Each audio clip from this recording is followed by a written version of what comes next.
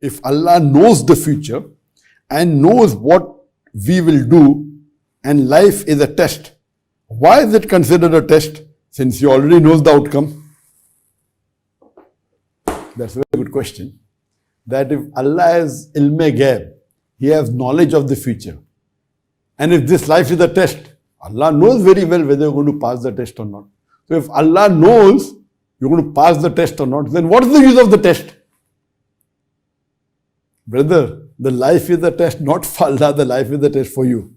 The life is a test for me. Allah says in the Quran in Surah Mulk chapter number 16 verse number 2, Alladhi khalaqal mawta wal hayata. It's Allah who has created death and life to test which of you is good indeed. So the test is for us and not for Allah. Just because Allah knows the result, the test is not for Allah, the test is for human beings. So when we are undergoing the test, we don't know whether we are going to pass or not.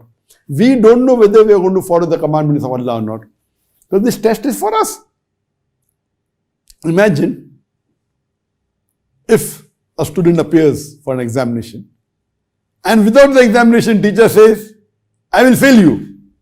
The student will object.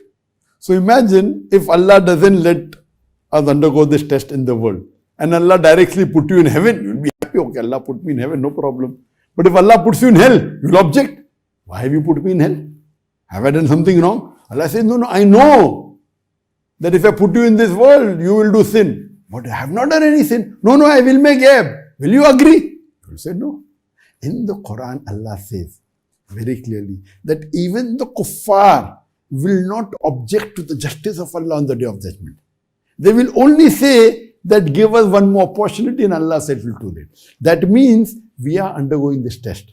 On the Day of Judgment, in Akhirah, our organs will be our witness. Our eyes will be our witness. Our ears will be our witness. Our hands will be our witness. So on the Day of Judgment, when we have led this life and when we die and when we are resurrected, no one will object to the mercy of Allah. So Allah is not undergoing the test. We are undergoing the test.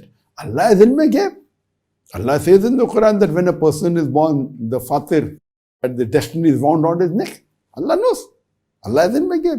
But the test is not for Allah. The test is for us. Whether are we obeying the commandment of Allah or not. So, just because Allah knows the result, that does not mean that what is the use of the test. The test is for us.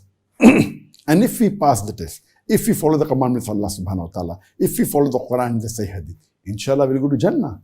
And there are levels in Jannah. Jannah is there, Jannah al-Firdaus is there, the Firdaus al-Ala is there. So all the, depending upon how well you fare, you will get the reward. If you fail, you will go to hell. So the test is for the human being. And secondly, if you read the Quran, in several places, Allah says that we said to the angels, bow down. All bow down except Iblis. Iblis was among the disobedient. Then Allah punishes him. Then Iblis requests Allah, as mentioned in Surah Baqarah, that please give me respite. Respite me, delay by punishment. And if you give me respite, I will surely misguide your servants. Allah replies, those who are my servants, you will never be able to misguide them. Those who are not my servants, you will be able to misguide them. So now, Iblis, who is the Satan, you are the jinn, he challenges Allah and saying that I will misguide them. So Allah says, you will never be able to misguide my servants who are really on Tawheed, who are my believers. You will never, those who are not my believers, you will misguide. So it's even a challenge that Satan has given to Allah, which is, of course, Allah subhanahu wa ta'ala is all powerful. So the test is mainly for us to know whether we are good or not. Even the Satan challenges Allah, and we know that the Satan is going to lose. But the main thing is, as Allah says in the Quran, in Surah Mulk chapter 16 verse number 2, Alladhi khalaqal mawta wal hayata. Allah has created death and life to test which of you is good indeed. So this test is mainly for us and not for Allah subhanahu wa ta'ala. And if we undergo this test, there is proof whether we have passed or not, and but natural, so that we cannot object to Allah subhanahu wa ta'ala on the Day of Judgment. If He puts us in hell, why we put us in hell? Hope that answers the question.